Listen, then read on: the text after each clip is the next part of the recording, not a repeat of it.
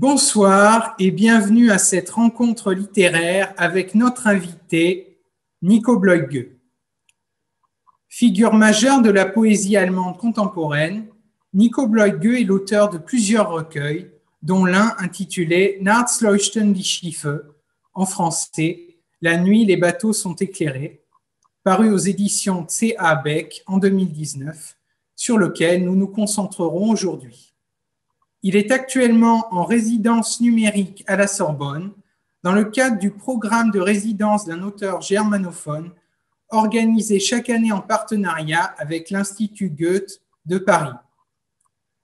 Je suis Jean-Charles Soulier-Moubacher, étudiant en première année du master Mégène, médiation interculturelle et traduction dans l'espace germanique et nordique, à la faculté des lettres de Sorbonne Université. De même que Léna Bernard, Marie-Gabrielle Azizé-Tapoyo, Lina Mehdi et Lucie Loubet, mes camarades de master, avec qui nous avons préparé cette rencontre en coopération avec Aurélie Marquer, chargée de programmation littéraire à l'Institut Goethe. J'aimerais maintenant vous présenter les personnes qui interviendront dans cette soirée. Tout d'abord, notre star de la soirée, Nico Bleugge. Né en 1972 à Munich, Nico Bleugge est un poète majeur de sa génération. Critique littéraire pour plusieurs quotidiens de langue allemande, il a publié depuis 2006 4 recueils et plusieurs essais. Ses livres ne sont pas encore traduits en français. Il sera accompagné par Guillaume Métayer, avec lequel il échangera tout au long de la soirée sur son œuvre. Guillaume Métayer est chercheur, traducteur du hongrois, de l'allemand et du slovène, et poète. Membre des comités de rédaction des revues Poésie et Place de la Sorbonne, il anime un atelier d'écriture poétique à Sorbonne Université. De plus, cette heure de discussion poétique sera ponctuée de lectures. Nous aurons le plaisir d'entendre Nico Bleugge lire ses propres poèmes et Pierre Maurice, comédien et dramaturge, interprétera en français une traduction du poème Grasen mit Grisou, traduction effectuée par les étudiants de la Sorbonne sous la direction de Bernard Banoun, professeur de littérature allemande à la Sorbonne. Cette soirée, à l'image du titre du recueil, se déroulera donc au fil de l'eau et fluctuera entre lecture et explication de l'auteur dans une harmonie liquide et poétique. Je cède tout de suite la parole à Barbara Honrath, directrice de l'Institut Goethe de Paris, et je vous souhaite une agréable traversée poétique en compagnie de nos invités. Bonsoir à tous et à toutes à cette rencontre avec Nico Bleugge qui, comme vous l'avez déjà entendu, est actuellement écrivain en résidence en ligne dans le cadre d'un projet commun entre le Goethe-Institut et la Sorbonne. Nous organisons ce projet déjà depuis plusieurs années et normalement, naturellement, les écrivains ou les écrivaines passent un mois ici à Paris. Malheureusement, cette année, à cause de la situation sanitaire, ce n'est pas possible. Nous le regrettons beaucoup et je crois que Nico Bleugge aussi aurait bien aimé venir à Paris, mais pour des raisons que vous connaissez, ce n'est donc pas possible.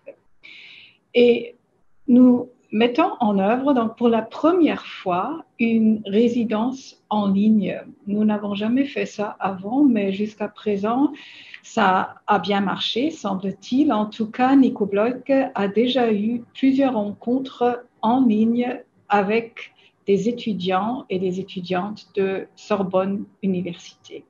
Avec ceci, je passe la parole à Guillaume Métayer. Merci beaucoup, chère Barbara Honrath. Merci à toutes et à tous pour cette organisation, pour cette soirée avec Nico Bleugge. Nico Bleugge a souhaité que nous commencions par la poésie, ce qui me semble une très bonne initiative. Au commencement était la poésie et s'il veut bien, Nico va nous lire un premier poème Leichter Sommer, dont nous allons ensuite entendre la traduction française lue par Pierre, une traduction française, un essai de traduction lu par Pierre Maurice. Nico, c'est à toi. Perfekt. Ich lese ein Gedicht, das immerhin vor 20 Jahren geschrieben worden ist. Und es heißt Leichter Sommer. Als läge noch eine Schicht zwischen ihnen und dem schmalen Streif der Küste, traten die Wolken hervor, scharf abgeschnitten an der unteren Kante, oben ein faltiger Riemen, in den die Möwen kleine Löcher stanzten. Beim nächsten Aufschauen hatte Dunst die Fläche aufgeraut und der Wind verfing sich in den Drahtnetzen knapp unterm Wasserspiegel. Die Vögel waren längst verschwunden. Der Himmel hielt noch ein Weilchen jene Luft, die unter ihren Flügeln rauschte. Alors Pierre va maintenant, Pierre Maurice, nous lire Bonsoir. Une version française, s'il veut bien. Légère été pour Bernard Noël. Comme s'il y avait encore une strate entre eux et l'étroite bande de la côte, émergèrent les nuages nettement découpés sur l'arête inférieure. En haut, une ceinture ridée contre laquelle les mouettes percent des petits trous. Au regard suivant, la brume a éraillé la surface et le vent s'est pris dans les filets de métal, juste sous le miroir des eaux, les oiseaux avaient depuis longtemps disparu, le ciel retint encore un bref instant cet air qui sous leurs ailes avait bruit. Merci beaucoup Pierre pour cette lecture, merci Nico également. Alors, pourquoi Nico avoir choisi ce poème ancien d'une vingtaine d'années pour ouvrir cette soirée? Est-ce que c'est la dédicace à un poète français, à Bernard Noël, qui t'a inspiré ce choix, ou bien est-ce qu'il y a une autre raison plus profonde peut-être? Es ist natürlich die Widmung an einen französischen Dichter, die ich dann auch in der Lesung komplett unterschlagen habe. Ich habe ein sehr schönes Zitat damals in einem Langgedicht von Bernard Noël gefunden, das mit eine Anregung war, um dieses Gedicht zu schreiben. Und ich habe es eigentlich ausgewählt, weil es eben eines ganz vom Anfang ist. Und da ich in der eigentlichen Lesung Gedichte aus meinem jüngsten Band von 2017 lesen werde, ist es vielleicht ganz gut, sozusagen diesen Abstand und diese Spannweite zu haben, sodass man vielleicht auch ein bisschen sieht, was sich in knapp 20 Jahren des intensiveren Schreibens und Veröffentlichens dann auch in den Gedichten und im eigenen Schreiben verändert hat. Et on voit, merci beaucoup, on voit les changements, mais on voit aussi les continuités entre ce premier poème et le recueil dont nous allons parler ce soir.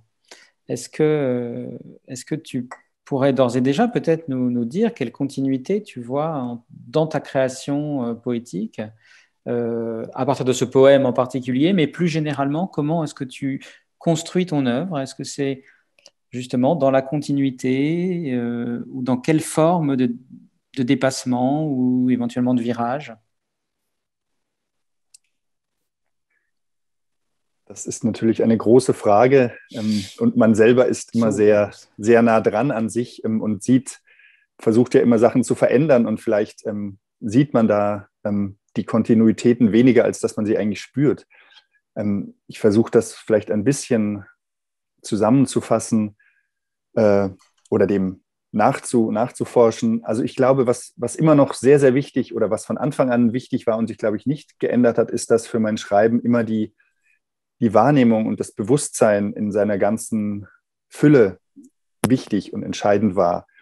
Nicht in dem Sinne, dass ich etwas direkt abschildern würde, was ich vielleicht sehe, sondern das lagert sich ab in diesem großen Reservoir aus Erinnerungen und Sprache, aus denen sich jedenfalls mein Schreiben speist und dann im Prozess des Schreibens, der dann am Schreibtisch ganz nüchtern jedenfalls was die äußeren Bedingungen angeht, beginnt. Da hole ich dann aus diesem großen Erinnerungsspeicher diese Elemente wieder hervor und begebe mich in den Raum der Sprache und höre dann eben nicht nur auf das, was Wahrnehmung ist, sondern vor allen Dingen auf Rhythmus und auf Klang, das, was das Gedicht in seiner musikalischen und atmosphärischen Sphäre gewissermaßen ausmacht. Und so ist das auch, wenn ich Notizen mache, die dann Impulsgeber für Gedichte sein können, dass da solche kleinen Notizen eben nicht einfach etwas nur festhalten, sondern immer schon einen Rhythmus und einen bestimmten Klang haben, an dem ich mich dann eigentlich orientiere. Und so ein kleiner Kern, so ein Nukleus kann dann oft zum Beispiel der Ausgangspunkt für ein Gedicht sein, ohne dass man den im Endgedicht dann überhaupt noch sehen muss. Aber für mich ist das so etwas wie der Klangkorpus, um den ich mich dann herumtaste. Was sich mit Sicherheit verändert hat im Laufe der Zeit, ist, dass ich immer mehr versucht habe, mit verschiedenen Sprachen und auch Fachsprachen zu arbeiten. Lexika sind sehr wichtig für mein Schreiben, in denen ich dann recherchiere, mir bestimmte Sprachfelder erarbeite und hole, um die Gedichte anzureichern. Vielleicht so ganz kurz erstmal für den Beginn. Mhm. Merci beaucoup. Alors, je pense qu'on va pouvoir arrêter immédiatement cette rencontre parce que Nico Bloedge a déjà à peu près tout dit en une réponse. Donc, je propose que nous interrompions immédiatement nos programmes. Non, c'est une blague, bien sûr, pardonnez-moi. Non, plus exactement, je pense qu'on peut évidemment aller plus loin. Et ce qui, moi, me frappe dans ce premier poème, enfin, d'une certaine façon, ce poème qui joue le rôle un peu de premier poème, en tout cas dans notre lecture, hein, c'est d'ores et déjà, la présence du paysage. Déjà, quand même, cette histoire de paysage. Hein, malgré tout, moi, ça me rappelle mon cours d'allemand de 5e. Hein, on avait un cours qui nous disait Beschreibe die Landschaft. Et j'aimerais bien savoir quelle est la place du paysage dans ta conception de la poésie, parce que visiblement, c'est quelque chose qui est très important. D'où est-ce qu'éventuellement tu la tiens et quel sens ça a pour toi? C'est encore drei große Fragen. Pardon, drei große Fragen. Naja, ich glaube, nicht nur mein Schreiben, sondern mein ganzes Wahrnehmen ist eben immer schon auf ein Gegenüber ausgerichtet, das ganz wesentlich von dem, was man Landschaft nennen kann, bestimmt ist. Also Landschaft ist ja ein erweiterter Begriff, ein, wie ich finde, passenderer Begriff für das, was man lange Zeit Natur gedacht hat. Natur hat immer so, jedenfalls im deutschen Sprachraum, den unguten Beigeschmack, dass man damit einen Raum sich vorstellt, der fern von Geschichte zum Beispiel ist und fern von historischen Spuren, etwas, was mich ganz eminent interessiert. Und diese konstruierte Natur, die dann oft auch eine mythische Natur ist, die gibt es sozusagen ja im Raum der Wahrnehmung gar nicht. Denn alles, was man Natur nennt, was mit Landschaft zu tun hat, hat immer schon verschiedene Schichten, ist immer schon von Zivilisation, von menschlichen Spuren durchdrungen. Und das ist etwas, was mich sehr interessiert unter dieser scheinbar klaren Landschaftsoberfläche eben Schichten abzutragen, von historischen Schichten über Gesteinsschichten, Sprachschichten, diese verschiedenen Elemente. Und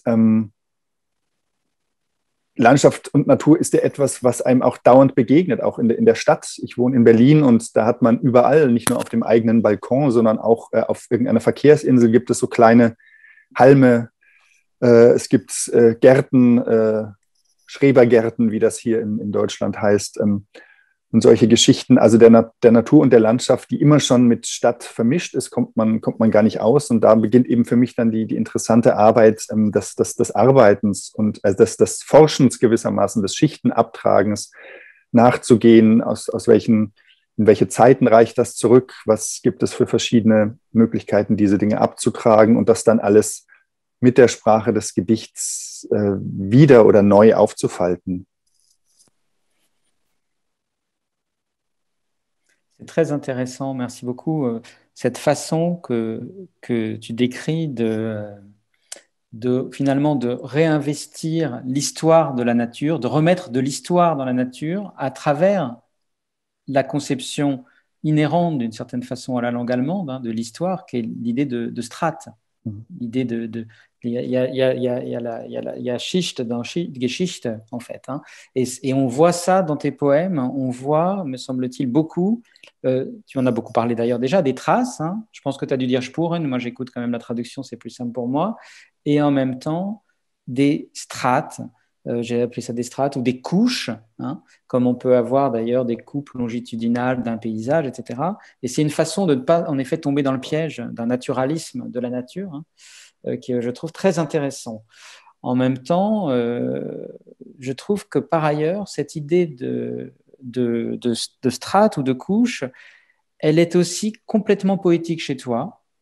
C'est-à-dire qu'elle n'est pas uniquement, me semble-t-il, une sorte de tour de passe-passe pour récupérer l'histoire dans la nature, mais c'est vraiment une horizontalité, hein, qu'on retrouve dans ce premier poème, hein, des espèces d'étagements comme ça, hein, par exemple du ciel au-dessus de la mer qui est un Wasserspiegel, un miroir, même si c'est la façon de dire la surface des eaux, j'ai quand même traduit miroir parce qu'il y a ce miroir qui ensuite la couche sous-marine, etc. Alors, comment est-ce que tu comprends, tu travailles ces strates de manière poétique aussi, pas seulement historique?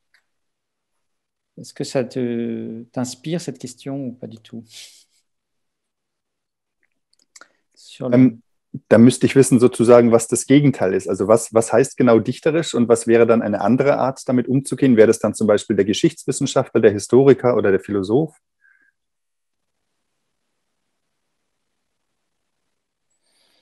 Non, ce que je voulais dire, c'est que la strate est à la fois, la couche, c'est à la fois ce qui, quand tu retrouves les couches dans une nature, dans un paysage, te permet de retrouver l'histoire à l'intérieur de la nature, mais en même temps, je trouve qu'il y a une vraie sensibilité poétique.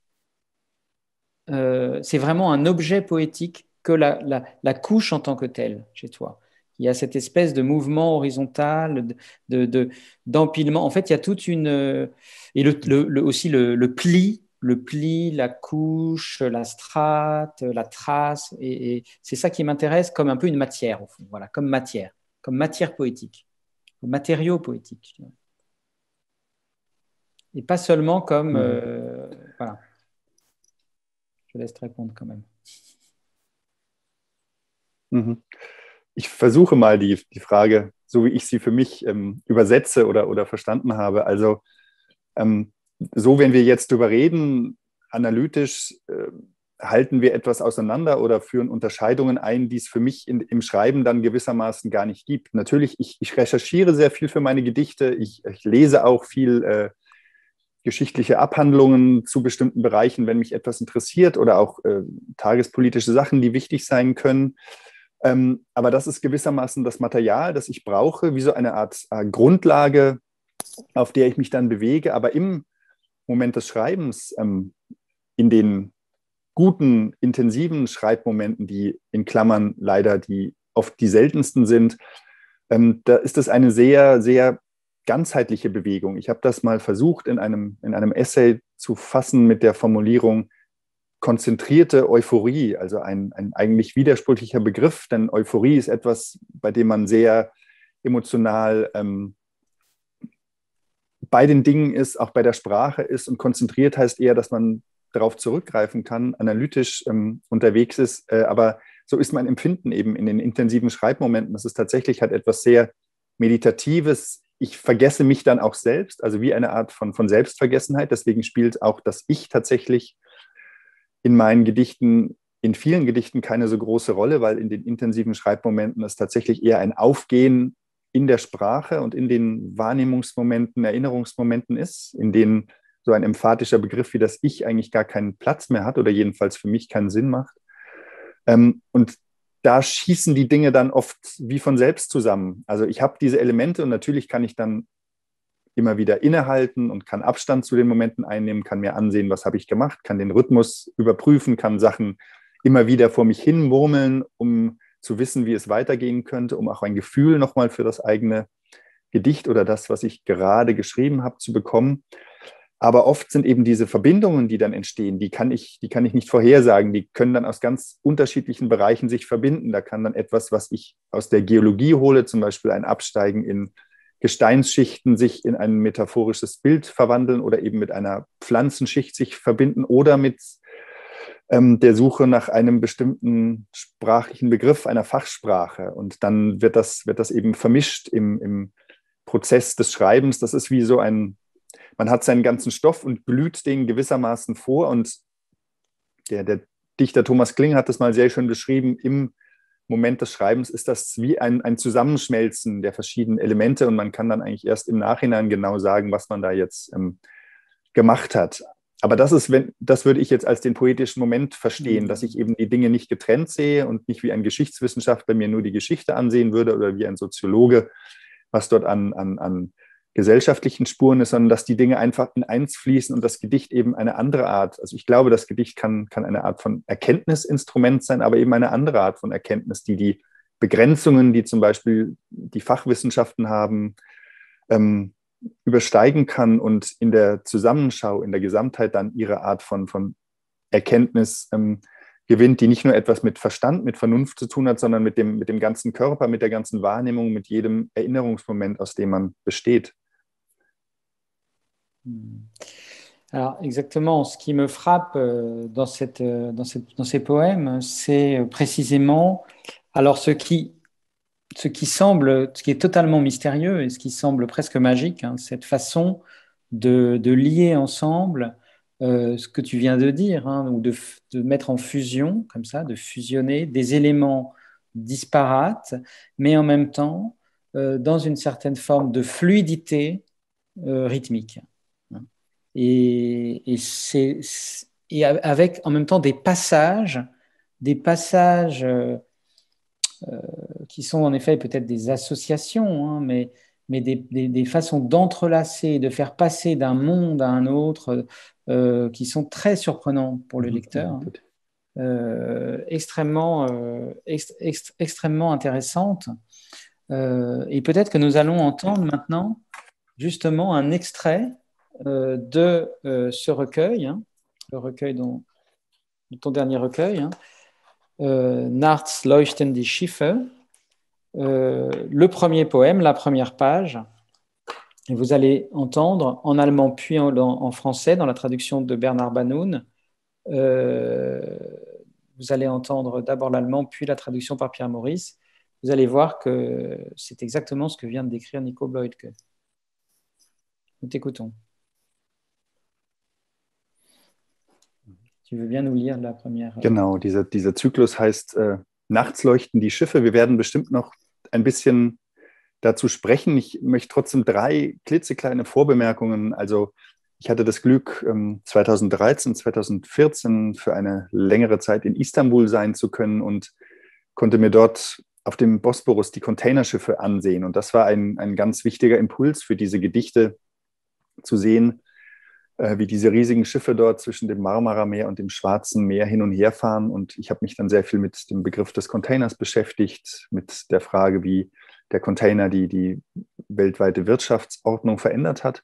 Das hat sich im Laufe des Schreibens mit einer zweiten Schicht, einer Erinnerungsschicht verbunden, einer Kindheitserinnerung an die Schiffe auf dem Rhein, die ich immer beobachten konnte, wenn wir meine Großeltern besucht haben. Und im Laufe des Schreibens ist da noch eine dritte Schicht hinzugekommen, eine Leseschicht. Also mein Schreiben speist sich immer auch aus dem Lesen. Und es war keine Gedichtschicht, sondern ein Prosakoloss von Alfred Döblin, den man vor allen Dingen von Berlin-Alexanderplatz, dem großen Roman, kennt. Der hat ein ganz anderes Buch noch geschrieben, das heißt Berge, Meere und Giganten. Und da geht es auch um Schiffe, um Fische auch, aber eben auch um eine Natur, die nur noch funktional gesehen wird und die dann irgendwann, das ist so eine Art Dystopie, in ein fiktives 25. Jahrhundert versetzt.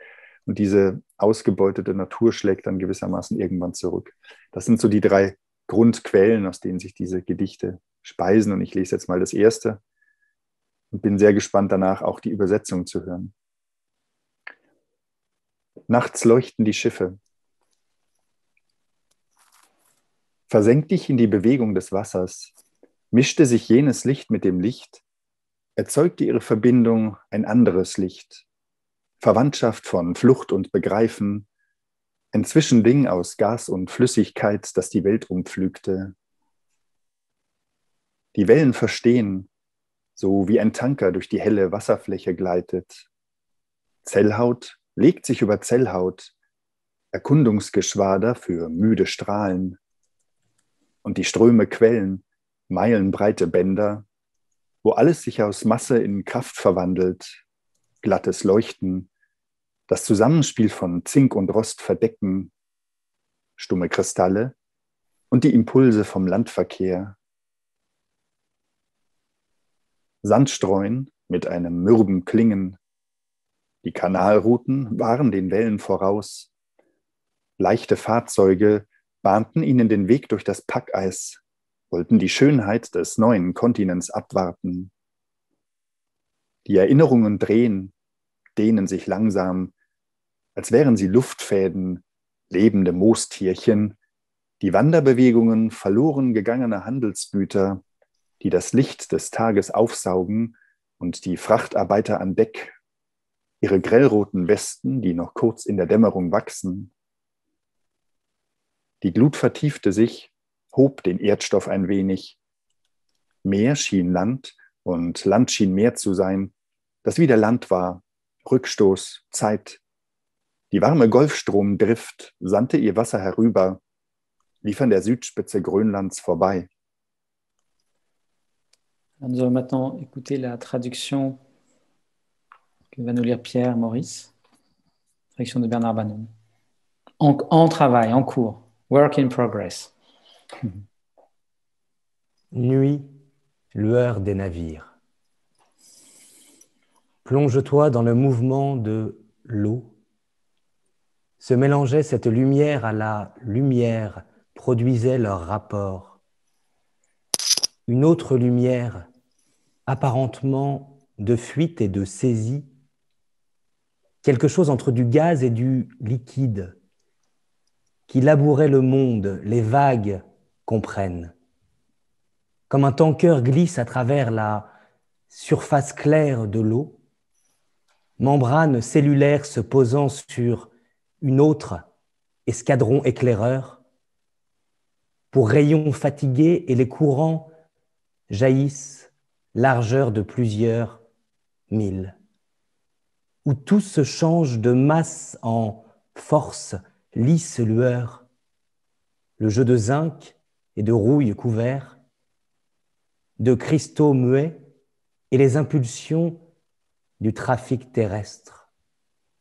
Répandre du sable avec une sonorité lasse, les itinéraires par canaux en avance sur les vagues. Des véhicules légers leur frayaient la voie par la banquise, voulaient attendre la beauté du nouveau continent. Les souvenirs tournent, s'étirent lentement, comme des fils d'air vivants, bryozoaires.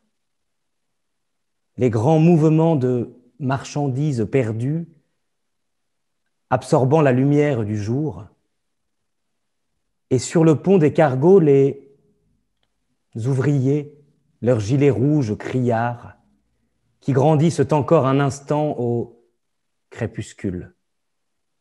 Le feu s'approfondissait, soulevait la glèbe un peu, mer semblant être terre et terre semblant être mer.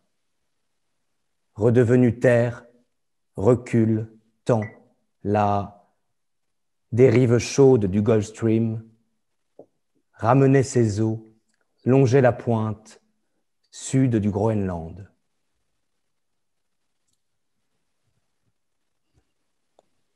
Merci beaucoup, Pierre, pour cette très belle lecture. Et donc, vous avez pu voir comment finalement s'entrelacent ou se torsadent les motifs qu'un regard analytique assigne à des dimensions différentes, mais qui, dans le poème, se retrouvent en effet dans une fusion indifférenciée un peu à la manière du Dionysiaque, tel qu'il est décrit chez le jeune Nietzsche, hein, ce moment où la pupille se dilate pendant le printemps et où tous les contours, justement, le titre d'un recueil, hein, Les contours clairs de Nico Bloedge, où les contours se réunissent. Et ça, nous dit le poète, il l'obtient par une forme de méditation, mais aussi de mémoire. Et moi, j'aurais une question sur la mémoire, c'est-à-dire que si je comprends bien, le poème est une sorte de creuset dans la mémoire, c'est-à-dire qu'on n'est pas du tout dans une poésie du paysage qu'on a sous les yeux, mais on est plutôt dans quelque chose de l'ordre de la mémoire involontaire proustienne, où on retrouve de l'intérieur des visions. Comment est-ce que tu décrirais cela sans que je te contraigne à te répéter? Le rôle de la mémoire, est-ce qu'il y a une mnémotechnique, par exemple? Je pense à la Madeleine de Proust, mais aussi à Imre Kertész, qui disait qu'il s'était souvenu des années 40 en respirant, par exemple, à une odeur de canapé ou des choses comme ça.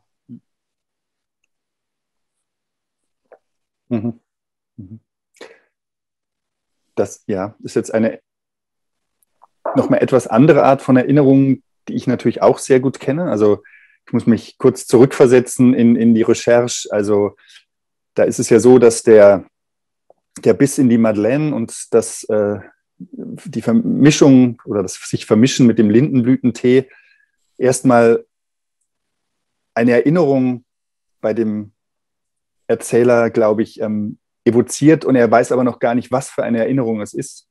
Und das Spannende bei Proust finde ich ja, dass dann über viele Seiten hinweg, wenn ich mich richtig erinnere, eine Analyse erstmal, eine Selbstreflexion einsetzt. Der Erzähler versucht herauszubekommen, woher kommt denn jetzt diese Erinnerung? Und erst dann, als er schon eigentlich fast aufgegeben hat, heißt es dann in der deutschen Übersetzung, und plötzlich war die Erinnerung da. Und dann steigt wie so ein japanisches Faltstückchen, das man ins Wasser wirft, Cambrai vor ihm auf. Das ist etwas, was ich kenne, wobei ich tatsächlich die Momente kenne, dass ein Geruch oder ein Geschmack etwas in mir freisetzt, eine Erinnerung, und ich kann aber dann den langen Weg der Reflexion gehen und am Ende weiß ich trotzdem nicht, was es ist. Also es steigt keine Landschaft auf. Ich weiß, diese Erinnerung hat etwas mit meiner Vergangenheit zu tun. Die hat sich irgendwann festgesetzt, aber es gibt sozusagen, ich kann sie nicht mehr füllen. Das ist etwas, was ich sehr spannend finde. Aber jetzt zu dieser Frage hier, die Erinnerung des Schreibens ist tatsächlich, also ich habe so das Gefühl, das alltägliche Wahrnehmen und Gehen durch die Welt, das Wahrnehmen von Landschaftsmomenten und auch von Sprache, das ist wie so etwas, was sich im Bewusstsein sedimentiert so nach und nach. Das ist das, was ich meinte mit dem großen Reservoir der Erinnerung und der Sprache.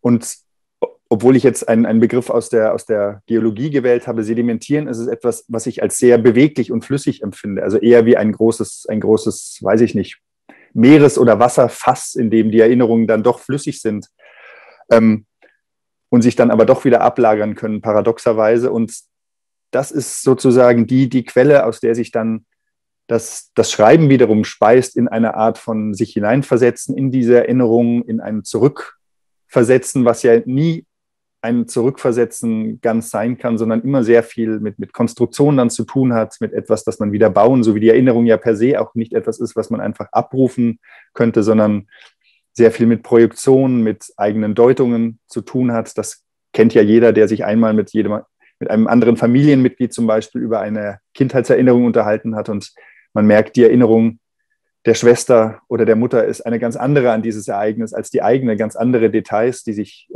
festgesetzt haben.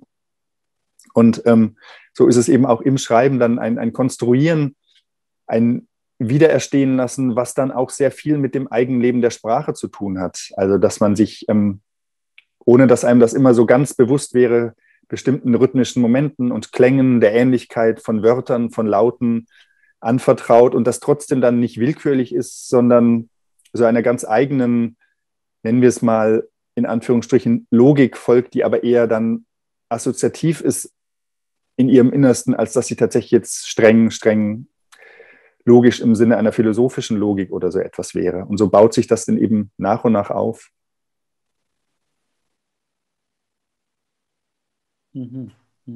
Et est-ce que dans l'écriture, question de curiosité, est-ce que dans l'écriture, justement, ça se construit, ces associations se construisent lentement, ou ces ramifications, ou bien est-ce que ce sont des moments, en effet, alors d'euphorie concentrée, mais est-ce que ce sont des moments un peu extatiques qui permettent que tout d'un coup, tout se mette en œuvre, comme ça, dans cette espèce de fluidité qui apparaît sur la page et à l'oreille?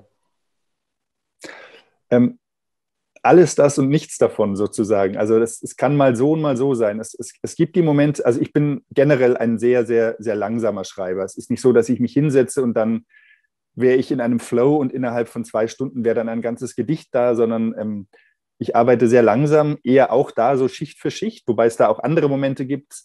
Das ist oft dann ein Missverhältnis zwischen dem Empfinden, das sehr euphorisch ist und man so das Gefühl hat zu brennen, aber das, was dann auf dem Papier entsteht, ist vielleicht trotzdem nur am Tag dann ein Vers oder ein halber Vers. Das hat auch damit zu tun, wenn ich dann sozusagen brenne und merke, das Material ist jetzt gerade heiß, dann driftet das in andere Bereiche ab und ich muss dann eher wieder schauen, dass ich es zurückhole und konzentriere auf das Gedicht, an dem ich gerade sitze. Und dieses Gedicht hat dann gewissermaßen immer seinen Grundrhythmus oder seine Variationen von Grundrhythmen, auf die ich hören muss und eher versuchen muss, das Ausfransen in andere Richtungen, so wichtig das ist, immer wieder zurückzubinden, ne?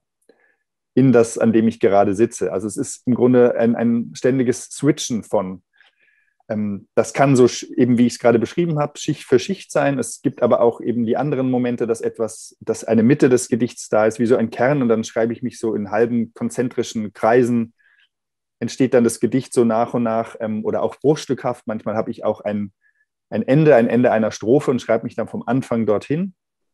Das ist irgendwie ganz unterschiedlich, aber es ist eine Mischung aus diesen sehr ekstatischen Momenten, die dann auch manchmal schnell eine halbe Zeile entstehen lassen und einen doch sehr, sehr langsamen, meditativen Zustandebringen des Gedichts gewissermaßen.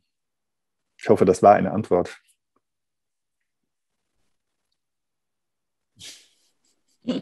C'est une très bonne réponse et merci beaucoup. Mais il y a certains moments où il a été question d'attention, hein.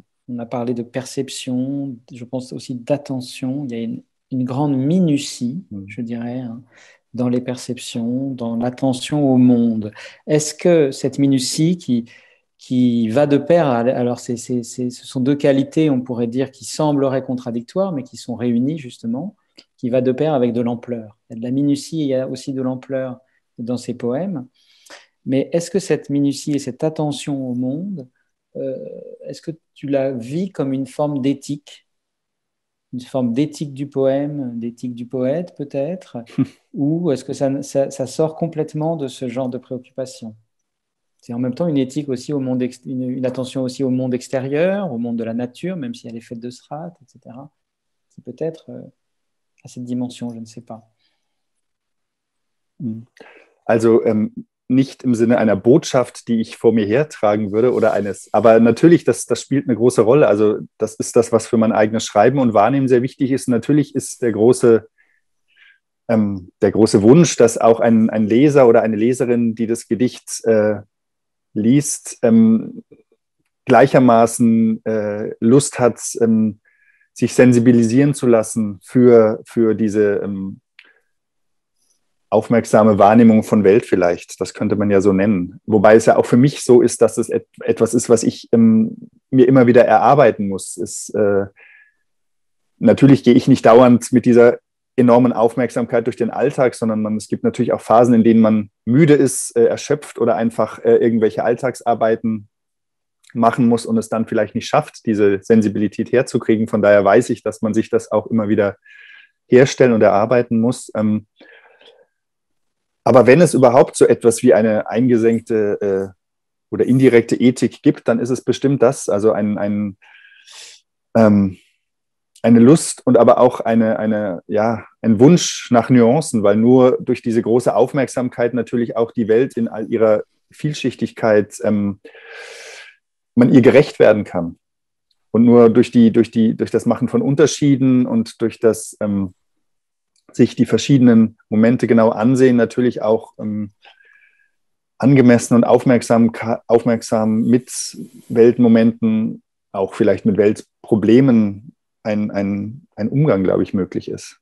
Das wäre gewissermaßen die ethische Dimension, die vielleicht drin ist, ja, doch, durchaus.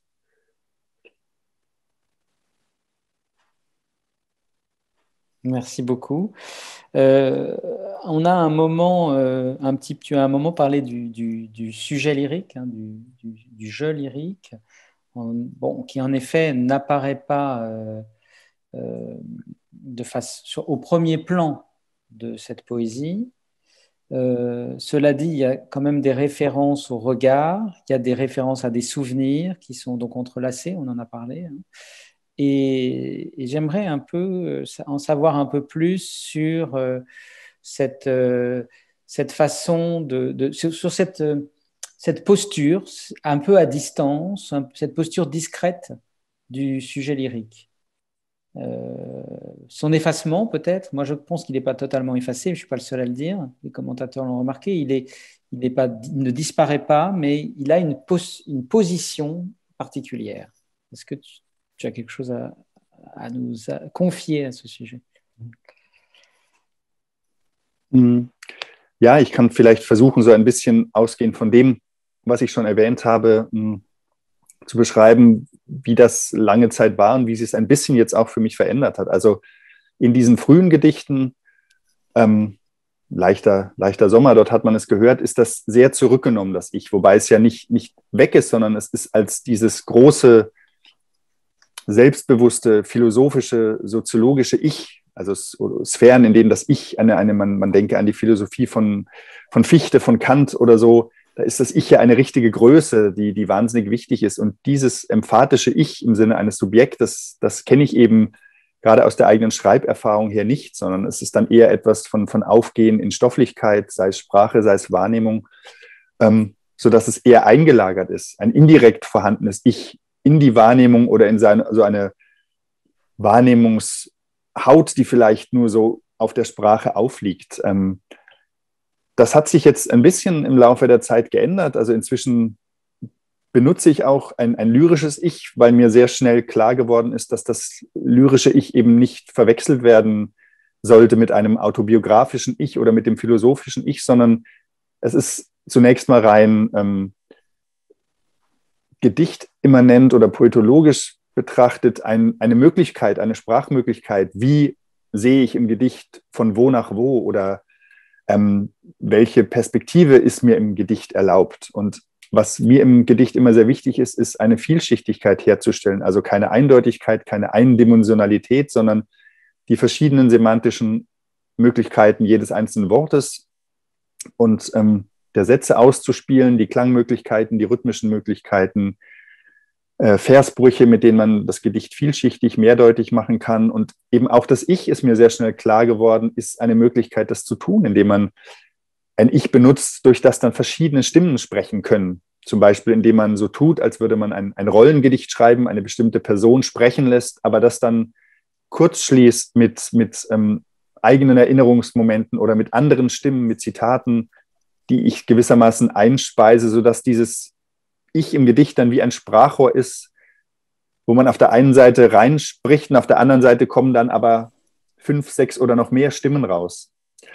Und das ist inzwischen auch sehr anregend und ein großes Vergnügen, jetzt in neueren Gedichten dieses Ich ganz bewusst zu benutzen.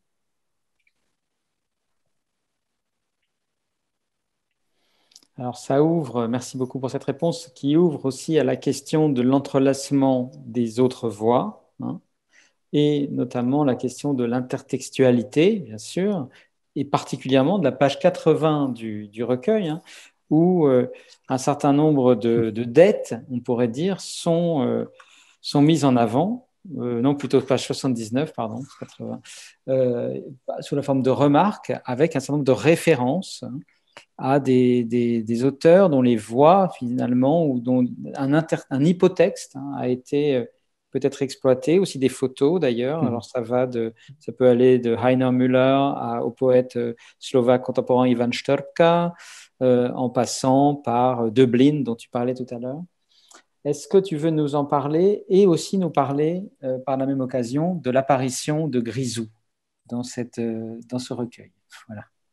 Après, Grisou, c'est la question suivante. Oh, n'oublie pas Grisou. Eine große Strecke.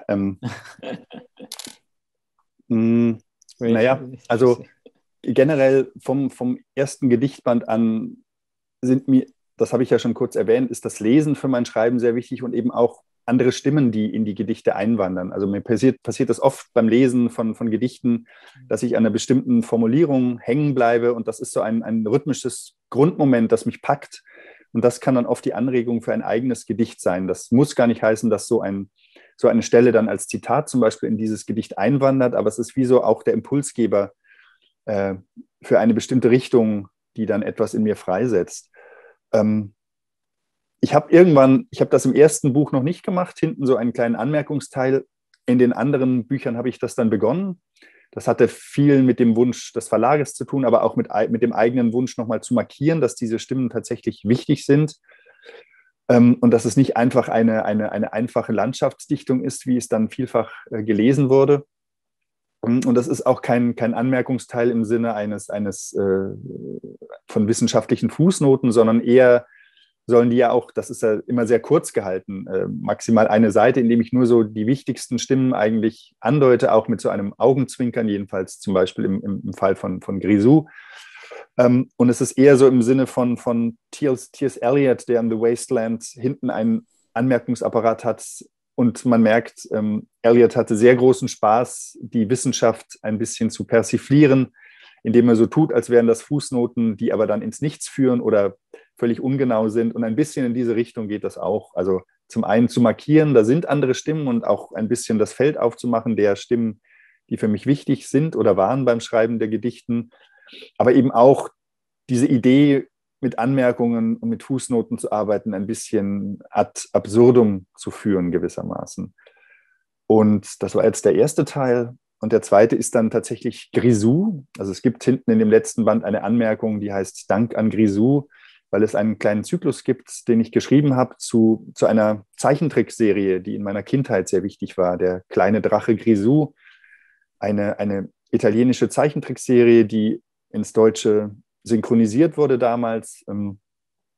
Es geht um einen kleinen Drachen, dessen Vater ein altehrwürdiger Drache ist, der mit seinem Feuer die Menschen erschreckt und Dinge zerstört. Und Grisou kann damit gar nichts anfangen. Er mag die zerstörerische Kraft des Feuers nicht und möchte eigentlich in dem Sinne guter Mensch sein. Und um das Feuer zu bändigen, will er dann beruflich das genaue Gegenteil werden. Er will nämlich Feuerwehrmann werden.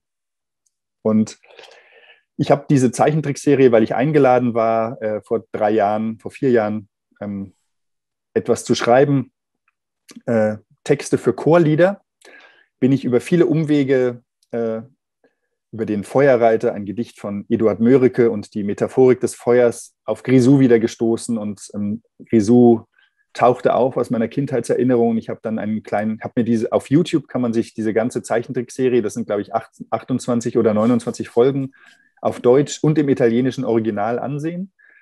Und ich habe mir die eben angesehen, mich sehr an meine Kindheit erinnert gefühlt, aber auch festgestellt, dass es eine Zeichentrickserie ist, die auch für Erwachsene gemacht ist.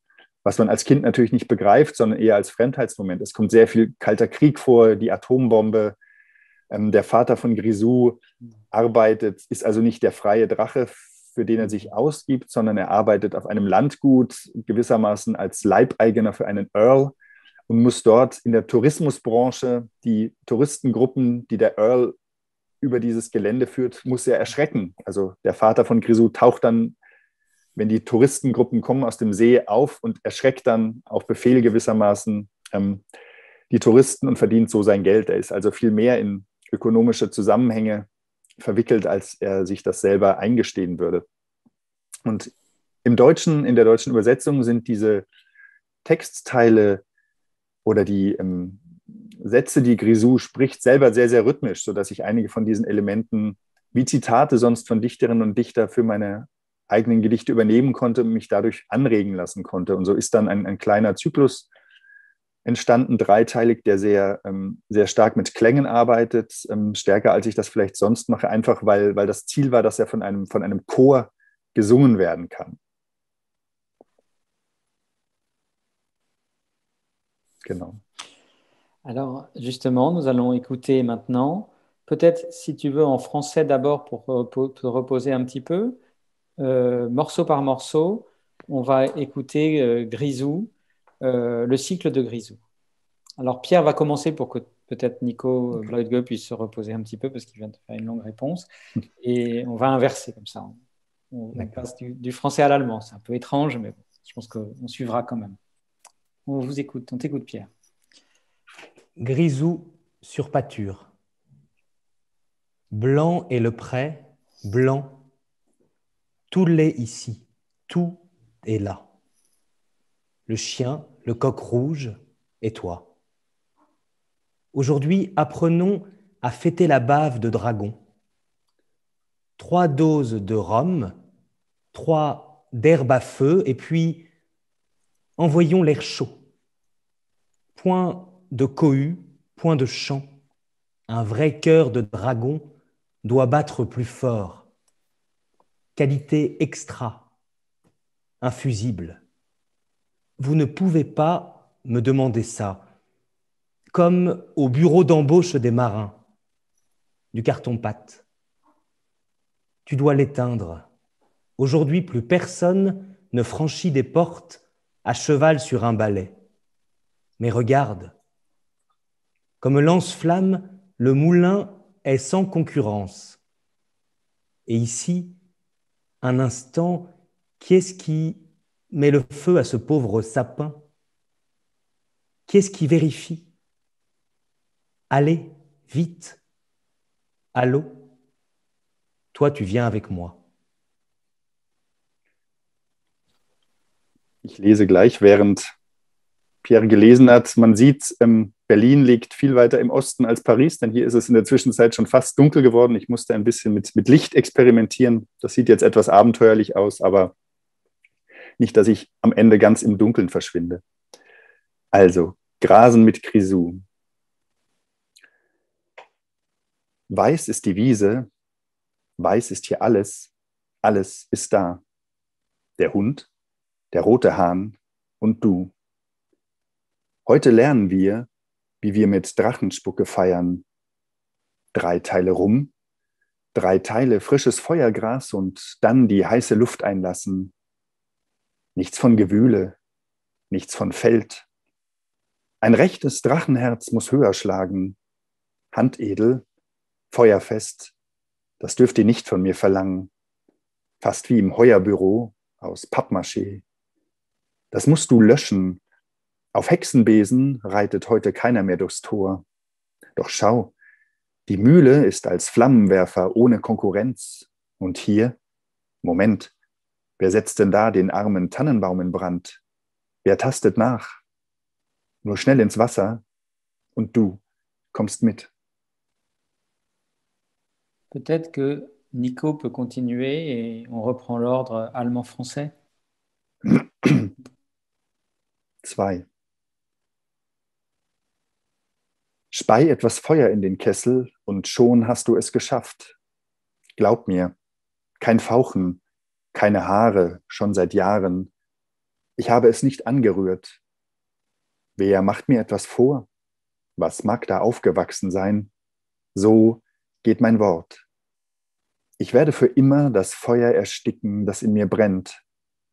Leichter gesagt als getan. Wer nicht hören will, muss fliegen. Dabei ist es so schwer, sein Temperament zu zügeln. Alle Mann an Bord, nur nicht ins Wasser fallen. Lies dir die Anweisungen aufmerksam durch. Ich Dummkopf falle wieder auf die schönen Worte rein und nun schnell weg. Ich möchte Feuerreiter sein, ein Kinderspiel. Du musst den Besen nehmen und sofort verschlucken, ganz schön ins Schwitzen kommen und dann Ich denk, mich trifft ein Wasserstrahl, will ich auf allen 7 Meeren kreuzen. Das rote Auge wandert hin und her. Es folgt der Hitzetest.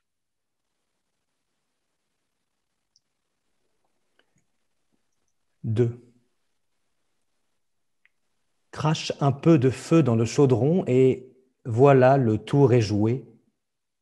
Crois-moi, pas cracher de feu, pas de poils brûlés depuis des années. Je n'y ai pas touché. Qui me montre comment faire? Qu'est-ce qui a poussé là?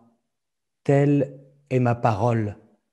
À jamais, j'étoufferai le feu qui brûle en moi. Plus facile à dire qu'à faire.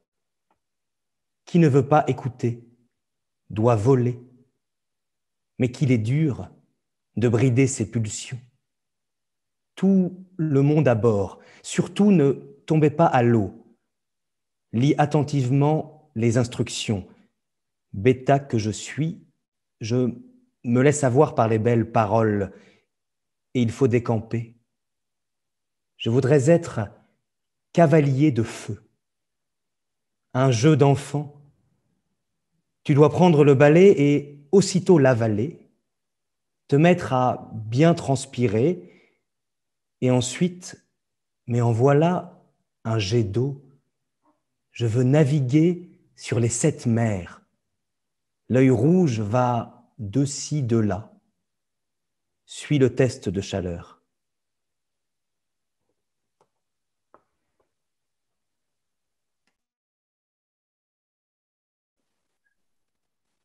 Sieh es dir an auf halbem Weg.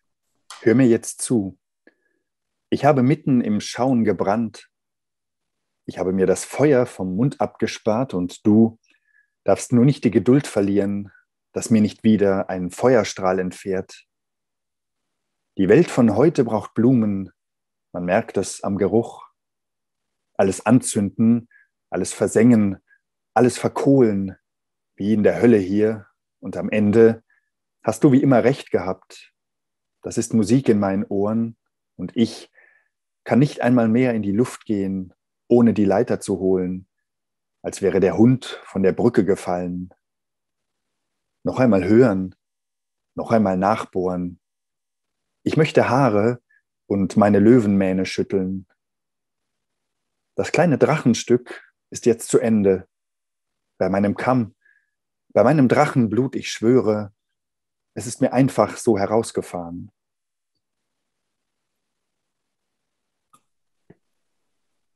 Trois. Regarde un peu, à mi-chemin. Maintenant, écoute-moi. En regardant, je brûlais. Le feu, je me le suis ôté de la bouche. Et toi, surtout ne perds pas patience. Que ne m'échappe pas de nouveau un jet de feu. Le monde d'aujourd'hui veut des fleurs. On le remarque à l'odeur. Tout allumé, tout cramé, tout carbonisé, comme ici en enfer. Et pour finir, tu avais raison comme toujours. C'est de la musique à mes oreilles. Et je ne peux même plus monter en l'air sans prendre l'échelle, comme si le chien était tombé du pont. Encore une fois, écouter, revenir à la charge, je voudrais des poils et ma crinière de lion la secouer. Rideau, fini la petite dragonnade. Par mes épines, par mon sang de dragon, je le jure, tout cela m'est venu tout seul. Merci beaucoup Pierre, merci Nico pour votre lecture. Alors notre petite dragonnade à nous est presque terminée aussi. J'appelle le public à poser des questions. Je crois qu'on peut encore lui dire de poser des questions par le chat, si j'ai bien compris. Et c'est Lina, qui est une étudiante du Master Mégène, qui va ensuite répercuter vos questions au poète. Voilà. Alors, est-ce qu'il y a déjà, est-ce que je peux passer la parole à Lina tout de suite ou Est-ce qu'il y a déjà des questions prêtes, Lina? C'est bon? Bonsoir. Oui, nous avons reçu quelques questions. Merci à toutes et à tous de les avoir posées. Voilà. Alors, nous avons reçu plusieurs questions. Votre œuvre, nous avons reçu une question qui a été assez similaire à celle que nous, étudiants du Master Mégène, nous sommes posées en lisant vos poèmes. C'est Rosa Okuyama qui se demandait si vous aviez été inspiré par d'autres poètes autres que Bernard Noël, par exemple. Nous, lors de la lecture de vos poèmes, nous avons beaucoup pensé à Rimbaud et on se demandait aussi quels avaient été les poètes qui vous ont inspiré.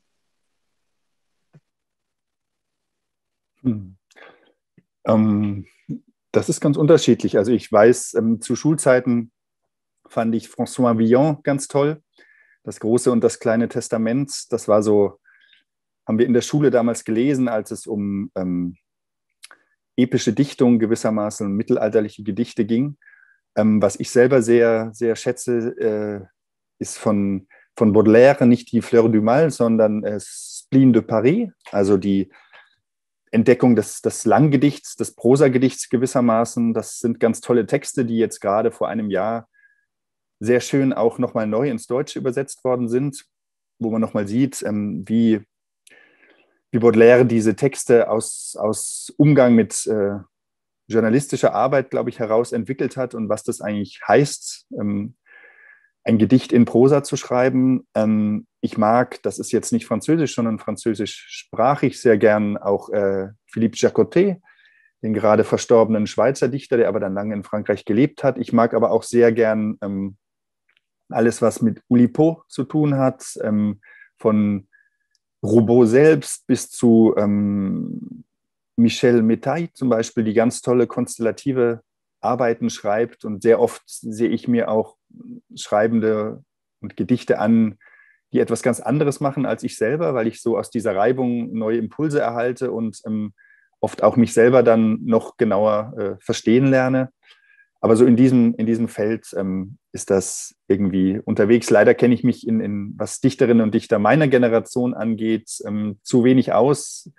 Da könnte man auch, glaube ich, was den Austausch zwischen deutschsprachigen und französischsprachigen Autorinnen und Autoren angeht, noch sehr viel tun, dass man noch mehr die Gedichte gegenseitig kennenlernt und vielleicht auch übersetzt.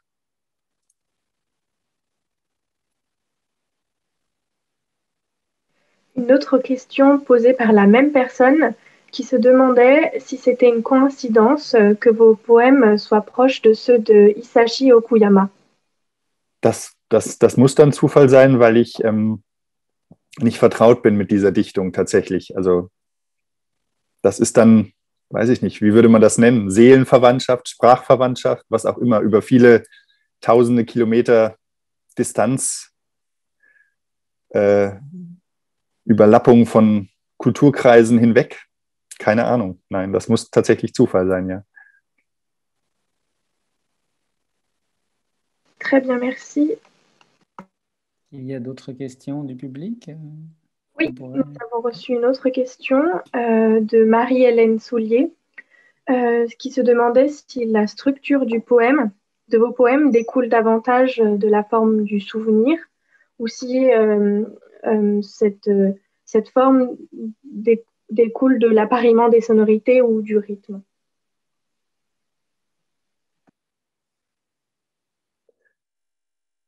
Also wenn ich jetzt geprägt verstehe von was für mich im Schreiben wichtiger ist, dann ist es tatsächlich, also das, was mich leitet, ist immer die Sprache, ihr Klang, ihr Rhythmus. Das ist sozusagen wie so der Ground Base gewissermaßen, an dem ich mich dann entlang taste. Aber natürlich ist auch das, was ich aus der Erinnerung hole, und das sind nicht nur visuelle oder akustische Momente, sondern auch hat sehr viel mit Geschmack und Geruch auch zu tun und der großen Aufgabe, so etwas wie Geschmack und Geruch in Sprache zu übersetzen. Das ist ja nicht so einfach. Das ist zumal in einer Sprache, die sehr davon geprägt ist, dass eigentlich der der Sehsinn und der Hörsinn, das Optische und das Akustische im Vordergrund stehen und die anderen Sinne, die aber genauso wichtig sind, was die Haptik, die Empfindung über die Haut angeht zum Beispiel. Das ist eine große Aufgabe, solche Übersetzungsvorgänge zu leisten. Aber auch das übersetzt sich letztlich in eine Art von rhythmisch-klanglicher Gesamtheit.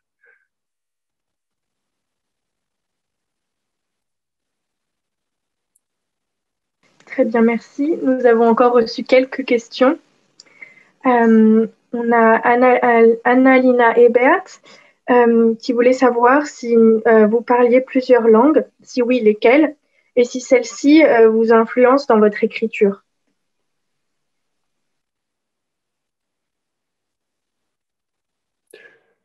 Also ich kann noch ganz leidlich Englisch, aber das ist auch eine der Fragen, die mir im Seminar gestellt wurde. Ich würde mir nicht zutrauen, Gedichte auf Englisch zu schreiben, weil wenn man versucht, Gedichte zu schreiben, merkt man, wie genau man die Sprache und wie gut man die Sprache sprechen können muss, um sie in allen ihren Möglichkeiten würdigen zu können. Ein bisschen kann ich noch Spanisch, weil meine Mutter in Kolumbien aufgewachsen ist.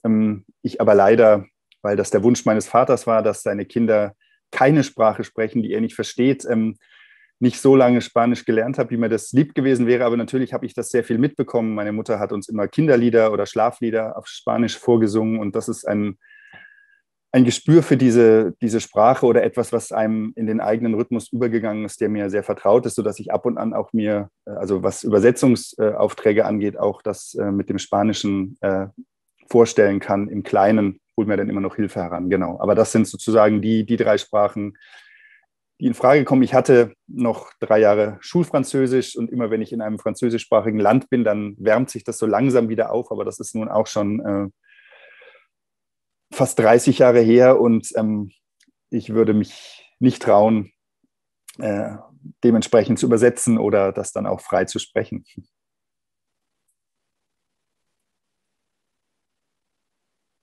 Très bien, merci beaucoup. Et justement, parmi ces langues que vous parlez, par exemple l'espagnol ou l'anglais, est-ce que vous aviez déjà trouvé quelque chose qui ne pouvait pas être rendu en allemand et comment est-ce que vous pouvez vous y prendre si vous souhaitez, par exemple, ajouter une touche d'espagnol ou d'anglais dans vos poèmes?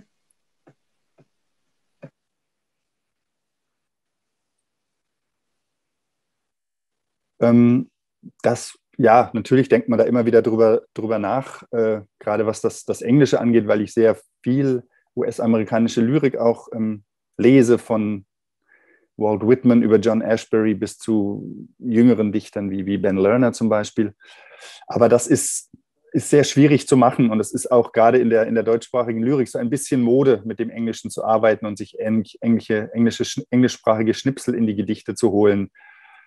Aber ich übersetze eben immer wieder und die größten Herausforderungen zum Beispiel, was das Deutsche und das Englische angeht, zum Beispiel ist, dass man im Englischen viel kürzere Sätze hat und im Deutschen immer so lange Satzschleifen.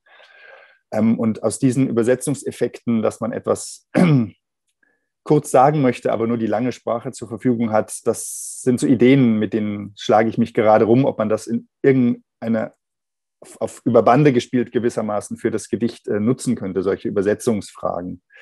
Aber ich glaube nicht, dass ich tatsächlich fremdsprachige Partikel, anderssprachige Partikel so direkt in meine eigenen Gedichte übernehmen würde, weil das dann sehr oft nur so ein Effekt ist. Und wenn, müsste es motiviert sein durch die ganze Arbeit des Gedichtes, dass es ein Gedicht ist, das sich mit der Frage des Übersetzens und der Verwandtschaft und Verschiedenheit und Ähnlichkeit von Sprachen dann auch ganz extrem beschäftigt, dann würde das für mich Sinn machen. Oder nur dann würde das für mich Sinn machen.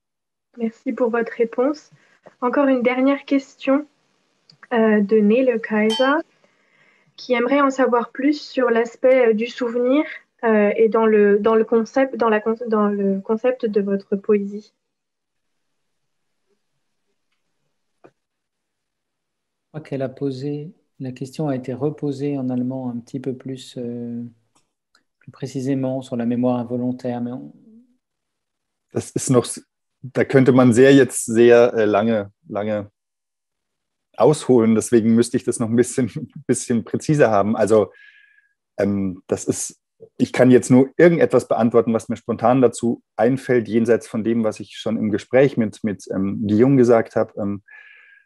Also das Spannende für mich ist eben, dass es auf der einen Seite das sich zurückversetzen in etwas, was sich in diesem Erinnerungsspeicher und Sprachspeicher abgesetzt hat, ist, und zum anderen man natürlich im Gedicht oder ich im Gedicht versuche, eine Präsenz herzustellen, also etwas ganz und gar Gegenwärtiges. Und diese Brücke oder diesen Widerspruch, mit dem zu arbeiten und gleichzeitig auch immer zu markieren, dass das, was man als präsentische Bewegung, als Gegenwartsbewegung im Gedicht aufbaut, dass das eben etwas Konstruiertes ist und mit Erinnerung auch zu tun hat. Das ist eine große Aufgabe, sich sprachlich Mittel zu überlegen, wie man das machen kann, ohne dass es konzeptuell oder gekünstelt klingt. Ne? Das wäre jetzt etwas, was mir spontan dazu einfällt.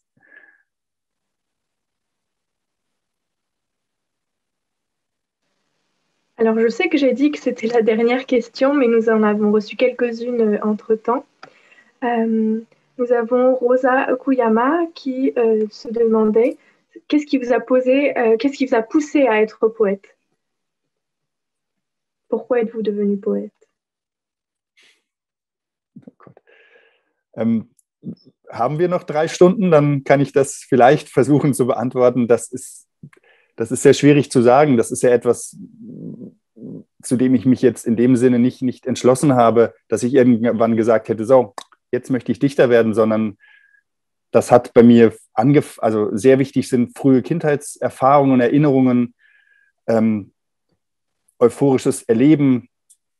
Und dann habe ich wenn ich jetzt zurückdenke, mit 15 eigentlich zum ersten Mal so kleinere Sachen in Sprache verwandelt, habe sehr viel nachgeschrieben, gar nicht Gedichte, sondern oft Prosatexte, kleine Erzählungen, zum Beispiel von Klaus Mann, die ich gelesen habe und habe das dann einfach nachgeschrieben und habe in diese Sätze, die ich dort gefunden habe, meine eigenen Erfahrungen und Geschichten eingespeist.